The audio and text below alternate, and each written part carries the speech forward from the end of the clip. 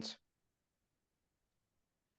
hey everyone, welcome back to another episode of Karate Ramblings. I'm Kieran, And I'm Brian.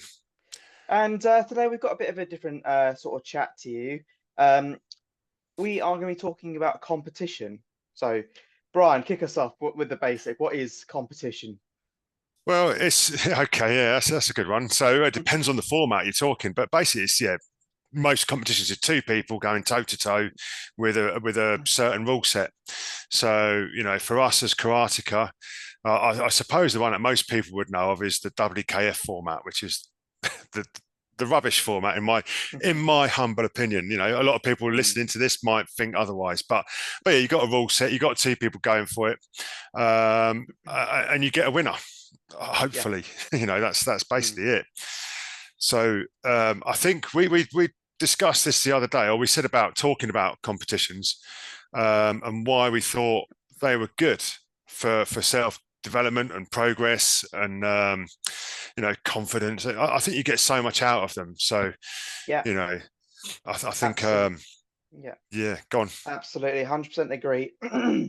For me, I think competitions are a massive it's a personal thing, very much so. I mean, let me put it this way: when you progress throughout karate or martial arts, you learn a new set of techniques, learn your new kata, you you get a belt, do the same again, get a belt, and carry on until you get to your later grades, where it's a lot more internal development. But the thing is, going and more competing, where you go to fight and you go to win, that gives you more confidence than I suppose a belt ever would. Because if you go to somewhere and you fight, you win, you get a medal or a trophy or an acknowledgement that you've gone here and done this through your own mental and physical fortitude. I think that is massive for your internal development as opposed to just getting a new Just color on your belt. yeah, that's a good point, really. I've not thought about it like that. I think for me, when I first started competing, well, I did a couple. I did karate as a kid. Probably I Mm, started about the age of 9, stopped when I was about 13 initially, and in that time I did a couple of tournaments. And as a kid, I didn't really care because I think as a child you don't really think about consequences, and oh, am I going to get hurt? I'm going to show myself up, or, mm, or, or any of those thoughts never really crossed my mind. But when I yeah, took karate up again an older teen, I was 19 when I took it up seriously. Um, within the first year of training, my instructor said to me, "Oh, there's a competition. You enter in," and I was really apprehensive, quite nervous, and I was like, "Oh, I don't think I really want to do this." mm, Just yeah. So it was the fear, I suppose. Just worried about doing it. Maybe worried the things I mentioned earlier about showing myself up, not being as good as I thought I was, maybe yeah, getting hurt. And I think in those early days of competing, because it was going into the unknown, I knew it was going to be, but not knowing how good I was going to be, yeah. it was scary to go and step up to the line. But I got so much out of doing it. So I think it probably took me a few years of competing before I actually got past the first round. Mm, So and that in itself, you learn a lot from your losses, from losing those fights. You gain so much from it, and then it mm, made me a better karateka. I think those losses in the first few years, and I still didn't like it in those first few years, and it was still my instructor still putting my name forward, saying you're going to compete this year, and I'm thankful for it now. I'm glad he did it. Looking back on it, but at the time I absolutely hated it, and it mm, wasn't till I started winning. I got through the first round, and then I got through the second round. It's like, okay, I'm getting good at this now, and this is all right. And it's not. I think then I started enjoying it. Once the fear had gone, I suppose you became a bit numb to it. And I guess that's the same with a lot of things in life, really. You know, yeah. everything's scary when you start doing it, and I think Mm, competition is good for that. Is having that abs fear. Yeah, keep doing it. Keep bashing away at it, and then eventually it doesn't become scary, and it becomes something that you're good at. So it's a life lesson, isn't it? Really. Absolutely. The big thing about it is the fear component. I mean, anxiety is something that everyone deals with to a degree, but I don't know about you, but whenever I compete, I always like feel a little bit. My stomach feels a little bit funny. I feel a little bit apprehensive, but then yeah, you do get yourself into that zone. And as soon as the starting whistle or the starting hajime goes, Yeah, you're in, you're locked in. You don't care yeah. about what's happening outside of the You mat, get but that tunnel vision, don't you? Yeah, it just like yeah, it's just me and him, and then you go. In fact, I remember it was only, I don't know, 6 weeks ago, however long the Bournemouth tournament was. it But was late May. all right, maybe okay, yeah. So maybe only 4 weeks ago then. Mm, So anyway, however long, but I do remember the last class we had before the tournament, and I remember at the end of the class he said, "Oh, I'm not feeling that great about the weekend." yeah, no, So that was the anxiety in you there. And, I was trying to reassure you, saying, you put the work in, Kieran, and mm, it's just it's down to you on the day. But we've done the preparation, you put the work in, mm. but it's good to have that. It's a healthy fear, isn't it? I think, Yeah, it or that is. anxiety is. It is. I mean, it helped that I went to a music festival the day beforehand, so That probably I didn't was help. properly chilled out. It helped me definitely, but yeah, no, before my last tournament, I mean, it's semi-contact bouts. I mean, no one goes away massively injured, but accidents happen so every so often. But it's with style of tournament as well, because there's so many other people coming in from different places, and it's a very dynamic sort of rule set. It does provide that extra bit of anxiety. And the thing is, personally, I felt like my cardio wasn't up to scratch. My I was too heavy going in because I told myself like a month before or like 2 months before, get yourself in shape. And that is also a big thing that I've always had to deal with going into any kind of competitions, even my judo competing, is weight categories because for a 5'5", 5'6" person, I have a bit of muscle on me, which means I'm always going to be a little bit heavier.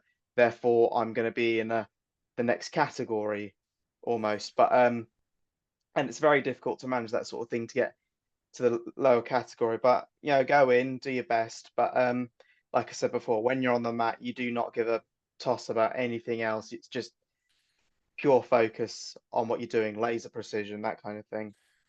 Yeah, and I think within our club, I think we went down. I put it in air quotes, the practical side of karate. Looking at more self protection and making karate work, sort of bringing back the old ways or whatever, however you want to think about it. And we dropped sort of the tournament format, the competition, and even competing. Mm, And I think it was a bit of a hole in our training. Really, I mm. think it's an important part of a martial art. It's a Yeah. martial art at the end of the day. It's martial. It's warlike is Mars, isn't it? Martial. So Mm. you should be fighting. Whether I know the practical side is your self protection, but I think one-on-one combat sport it still has its merit, and I think it's really really good. Um, Absolutely. But I didn't actually realize that before. Martial, Mars, Roman god of war, originally Ares, Mars, Martial. I suppose yeah, yeah, that's a yeah, nice way of thinking about it. But yeah.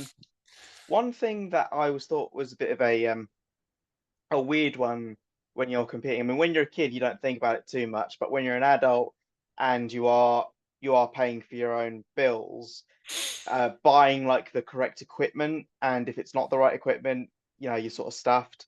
But it is the monetary cost also goes into it as well because if you want to train in your normal day-to-day club, most instructors I think will be okay with off-brand kind of mitts as long as they're safe to use. There's no problem. But if you're going to certain tournaments, they only allow certain spec, and it's like if you can't Yeah. afford the certain spec, I don't you suppose we know, need to name the tournament, but you had a bad experience on that, didn't you? So yeah, yeah. I was going to compete at a open in Peterborough, and I brought in my usual training shin guards. They look like the ones that they had on the website. Said, "Oh, you need to bring in these ones." Took a look at mine, and it looked exactly the same. But then when I got there, they said, "Oh, you need the separate shin guards and you need the separate foot boot thing." I was like, "Can't compete now, can I? Because I've not mm, got the thing." And well, they for was me to charging a lot of money, wasn't they? 50 Yeah, quid, 50 yeah, quid.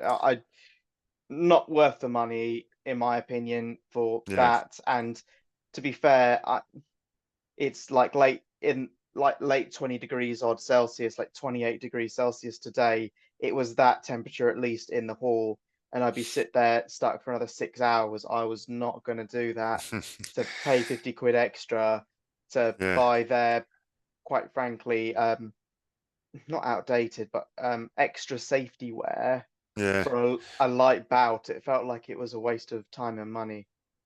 But going back onto the merits of tournaments, like I said, when I first did some, I was a kid and I didn't really have the nerves or the anxiety or anything like that when I don't recall being that nervous. It's oh yeah, great, I'll get to go and fight somebody. Um, but with the juniors in our club, so we've just recently, just tried to encourage them to compete. I think I can see the difference between the ones that do go and compete um, to the ones that don't. Yeah. There's a difference in standard. Because I think the ones that have competed, you can see that they've got so much out of it, and it's given them confidence. And it's just made them a level above. I believe anyway.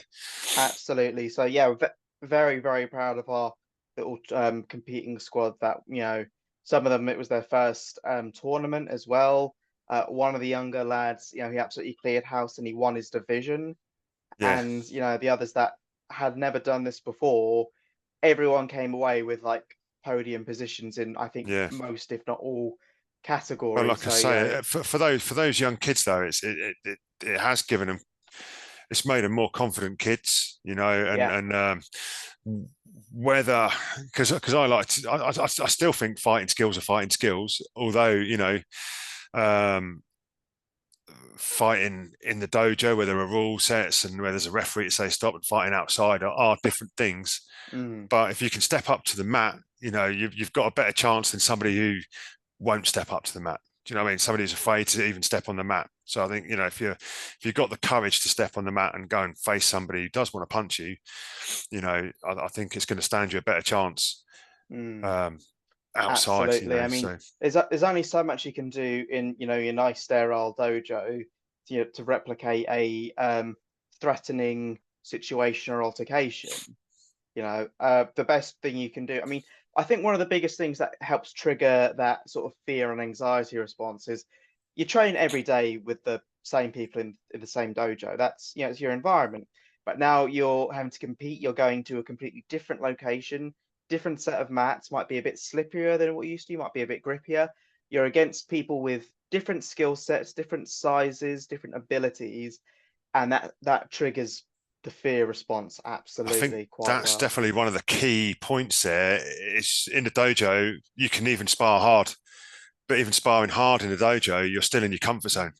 Yeah, Because when I spar with you or Luke or Tom or anybody else in the dojo, I know it's you guys, and yeah, I wouldn't say I know all your tricks, but I know if I'm going to get a hard time or like I say, it's the dojo. So going into the unknown of a tournament does make a big difference, and I mm, think, and I can liken that to the first time I went to combatives, I don't know, 5 years ago. mm, I walked into an MMA gym where they was doing this combatives. There was music blaring. It was a completely different environment to what I was used to.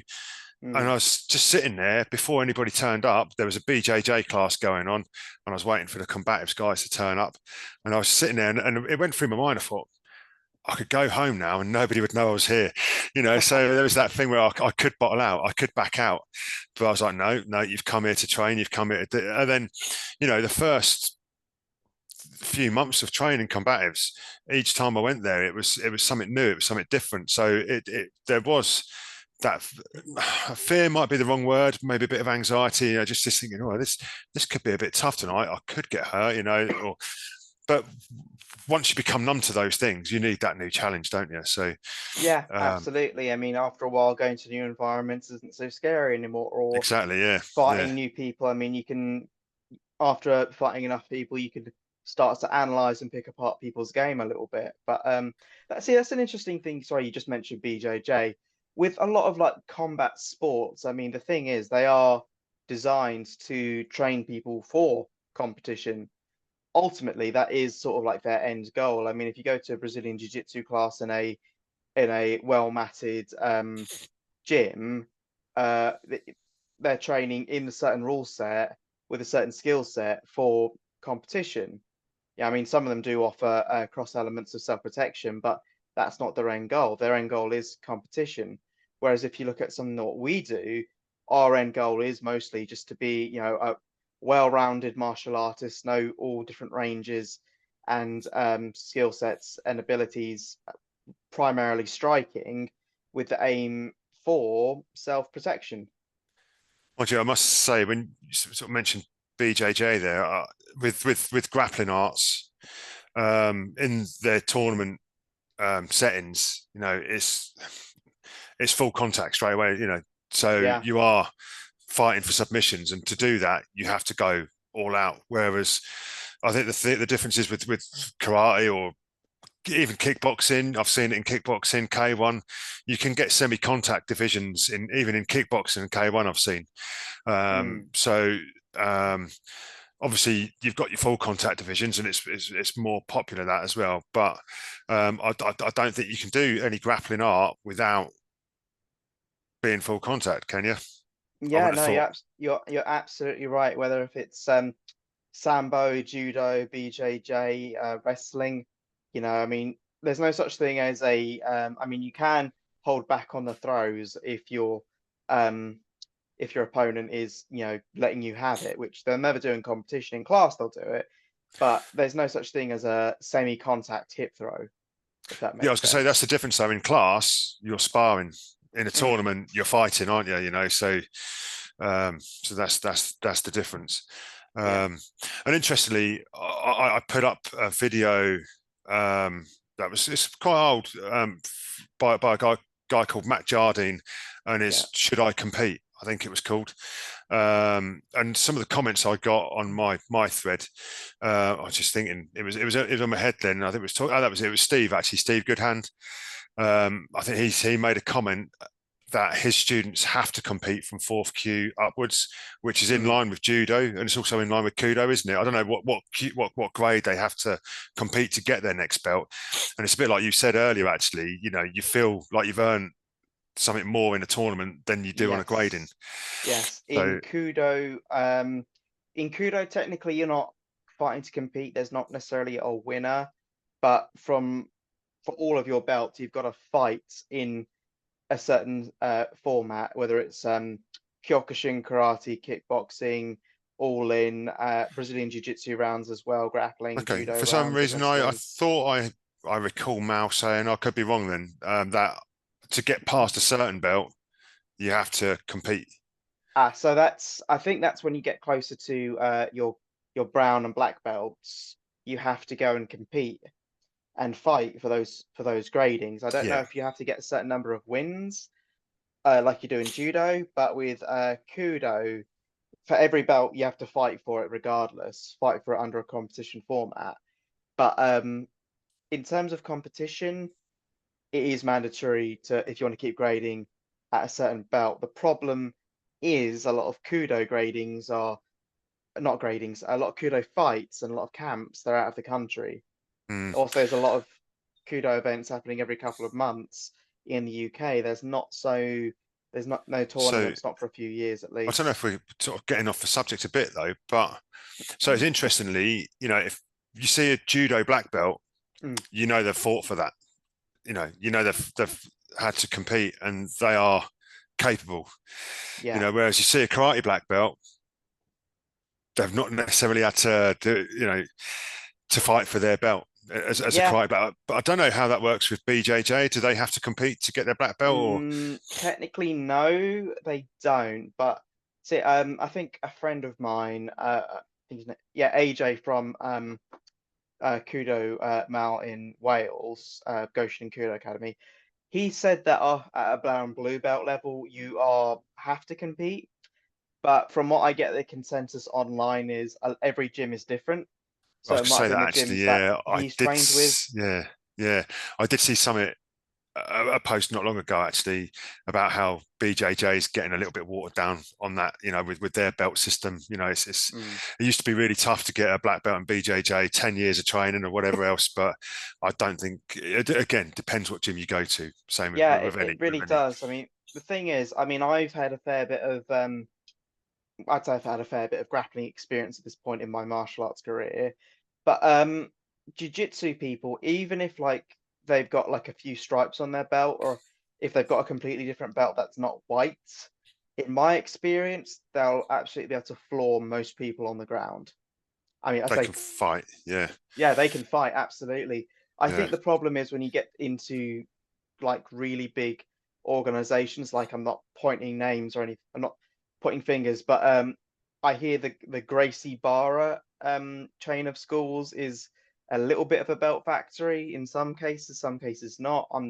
I can't say. I've never trained at a Gracie Barra before, but at some places it is a bit of a belt factory. In fact, I remember seeing this really weird video done by Robert McDojo live of there's this guy who said he was granted his black belt by God in Brazilian Jiu-Jitsu. And there he is with like a behind him, he's got a class full of like blue, brown, and black belts.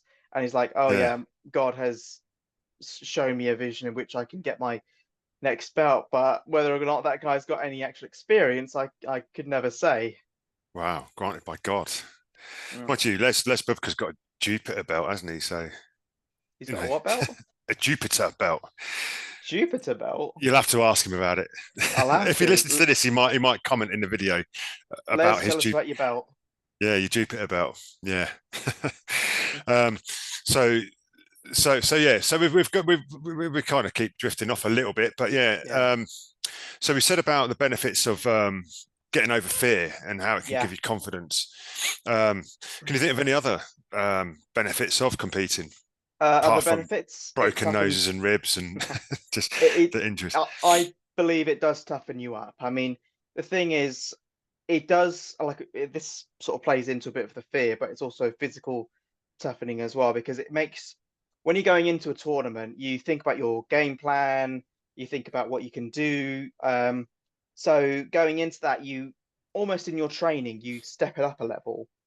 You try and train a bit harder, a bit longer. You try and get more sparring rounds in. You try and hit the pads a bit faster. Everything you do, if your goal is for that next competition, you're fighting just a bit harder. I mean, I forget where I heard this. It might have been our fight tips for on YouTube. Sean, no, Shane Faison.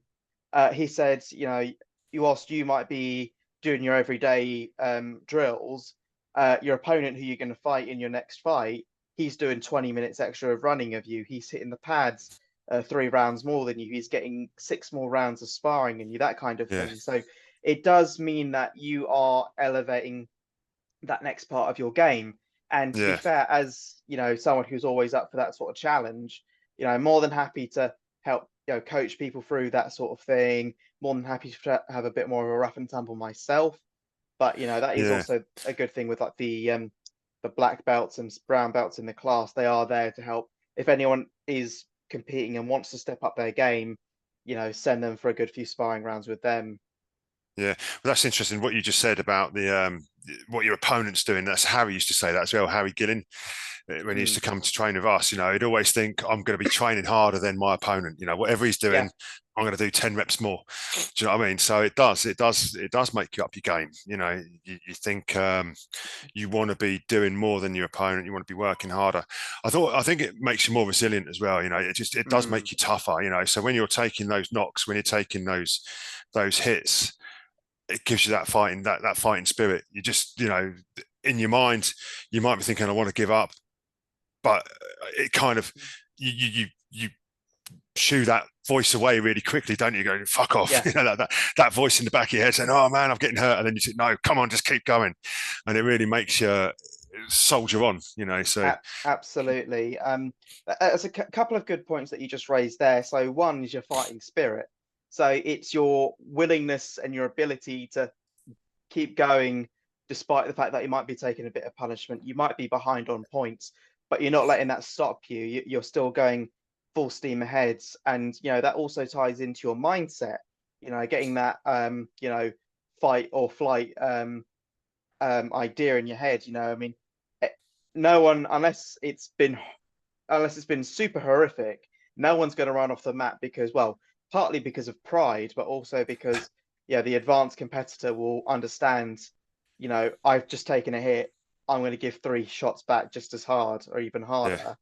But if it So, was yeah, if it's very one-sided, a good coach or ref would stop that anyway, wouldn't they? So it's absolutely. I mean, defend yeah, yourself at all times. Doesn't matter if you're doing striking or grappling. If you're getting ragdolled or getting whacked in the head several times, nah, not good. Because the thing is, whilst we are competing, we are still human beings who aren't getting paid for it. So you want to go home safely. I mean, a majority of people like go to a tournament, they'll be driving or might get a lift or someone. You don't want to puke in the car. So no concussion on the way home, yeah, shit like that. Yeah. So yeah, I think that mindset is really important, and it's important having that never give up attitude. Um, you sort of after a tournament, you take it back to your dojo, don't you? And I think you train harder afterwards because yeah, it does give you that mental edge, that resilience. yeah. So But at the same time, it depends if you're happy with your performance, you were dissatisfied. If you've got like someone who filmed it at the side, sends you the video, you've got a nice little feedback thing of like where you got tagged, where you need to be a bit more agile, what you were struggling with, um, those sorts of things. Any defenses you've got to work on. So, tournaments are good, like pressure testing and then feedback after. yeah, yeah, I think that's actually a really good point as well. If you are competing now, you have got that benefit of record people. You would get your fights recorded, and you can watch back what you've done. When I competed, was in like the very late 80s, and Mm, then majority of it was through the 90s, and it's just old shitty VHS camcorder tapes, and I've got them put onto DVD. I suppose I'll have to get them put onto digital format now as well, onto mm, USB, so I don't lose them forever. But it's just so grainy now. But the ones that I did record and I could watch back, you did definitely learn from it, so mm, it's good to watch those back. And now for yeah, me, 51, it's good to look at them very, very occasionally and reminisce. And I yeah. always think, even at 51, because I stopped competing at 40, I always said at 40, that's it, I'm done. I still often think I'd like one last jolly.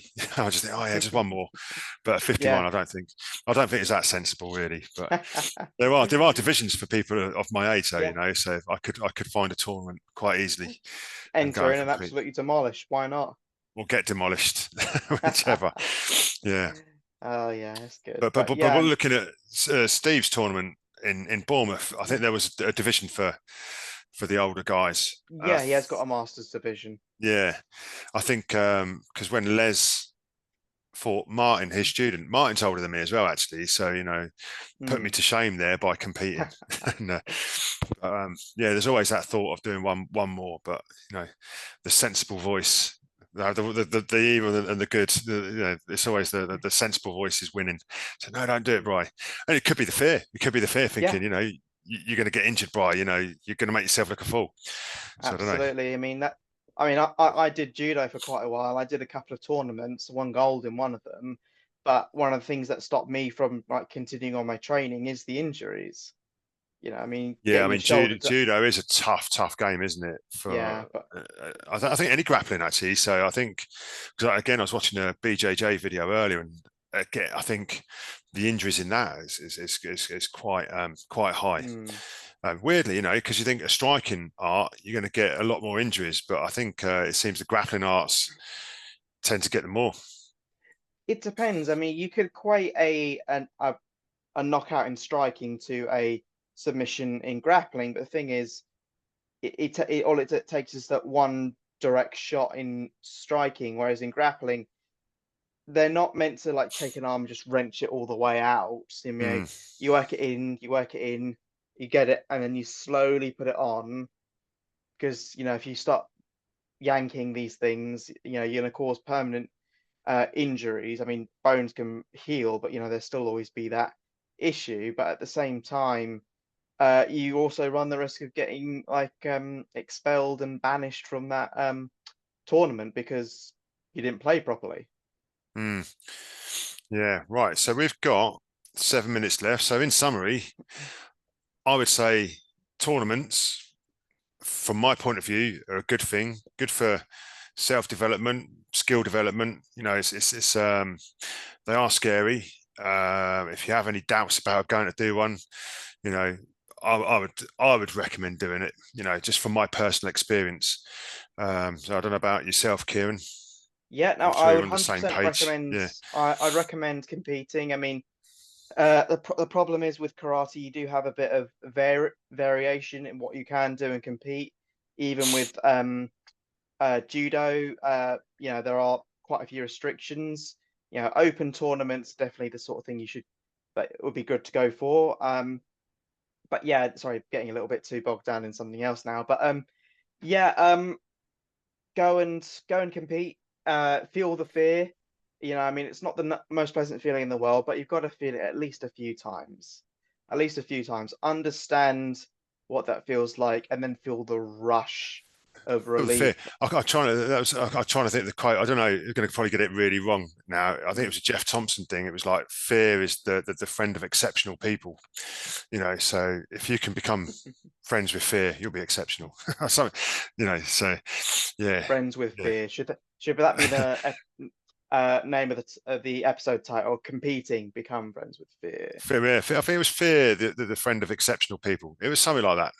Mm. But it's quite good, and I think it's pretty spot on, really. You know, because if Yeah, you can face your fear and overcome it, then you know you've become a better person. absolutely, 100% agree. Right then, So we yeah, normally I think wrap up with things going on or things we've yeah, done, or absolutely. um, You've been to a fair few courses recently. I've done two of Ian Abernethy seminars with it's a trilogy actually. So the first one was the methods of Gichin Funakoshi.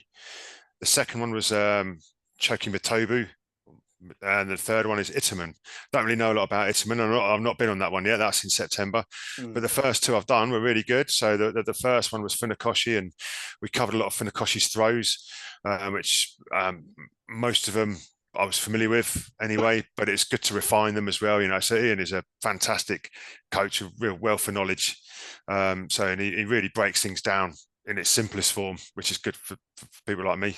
So Mm. actually, I was actually Izuki on that one on the Funakoshi's throws, which was quite cool. Nice. And then yeah, the one Sunday just gone was the methods of Matobu, which I really liked.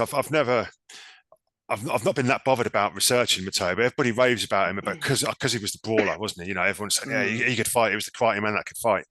But I think you know all the methods we have in modern day. I think well, you know, we've moved on. So why should we be that bothered with what somebody done 50, 60 years ago? But Yeah. I must say I was impressed with the simplicity and the directness of the methods. You know, so it was Mm. really good. So I Get enjoyed done. that. Yeah. Yeah, we were talking about tournaments. We had a couple of our where you competed, didn't you? Didn't get the Yeah. result you wanted. It's all right. Bournemouth Open, that was fantastic, run by Sensei Steve Goodhand. Think he wants another chat soon, so we might get him on the podcast at some point. Yeah, yeah, for sure. Yeah, that'd be good. And then And yeah, we there had was, yep, go on. our students, didn't they? They competed at Doug Connell's tournament, the PACTS Yeah, Practical practical applied Applied karate. Karate tournaments. That's it. Yeah, Yeah, that's it. and so that was good. So yeah, on the theme of tournaments, you know, so we was there with the students, and then next thing we got coming up, which we'll probably talk about after the event, and we've probably mentioned already because we're so excited about it, is Yeah. the big MMA weekend in Barry Island. Well, actually, it's in Hell Cardiff, isn't it? yes. Yeah. It's in Cardiff and in Barry, but yeah, MMA weekend away, going to Wales. It's gonna be fantastic. It's run by Sensei Mal Sanchez Jones. I know we talk about him. We mention him at least once every podcast, I Every think, but episode. he's worth mentioning, This, honestly. yeah, But yeah. you know, it's gonna be they're gonna be doing Kudo, Brazilian Jiu-Jitsu, Judo, practical karate, beach wrestling, all sorts of other good stuff going in there. So it's gonna be one hell of a weekend. So yeah, if you see me on a beach in Barry in my speedos, come and say hi. Just- If I see you on a beach in Barry in your speedos, I'm going back to England. I don't. No, no.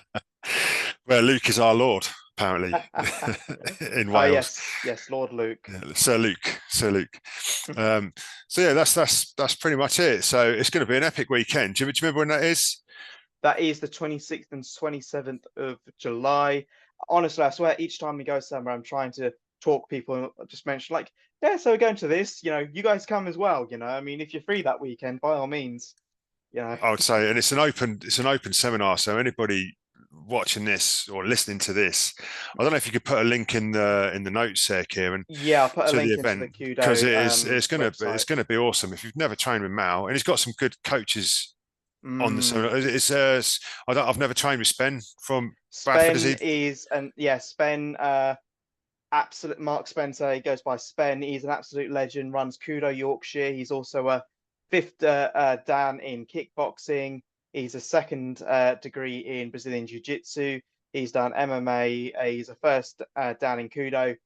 Brilliant bloke. Fantastic training with him. If I ever get the chance to do more with him, absolutely take it because he's just that good, honestly. And actually, we've got a minute 55. Just going back to Kudo Wales, I just want to give a big shout out to AJ, Mm. because was AJ and it Ethan as UK? well.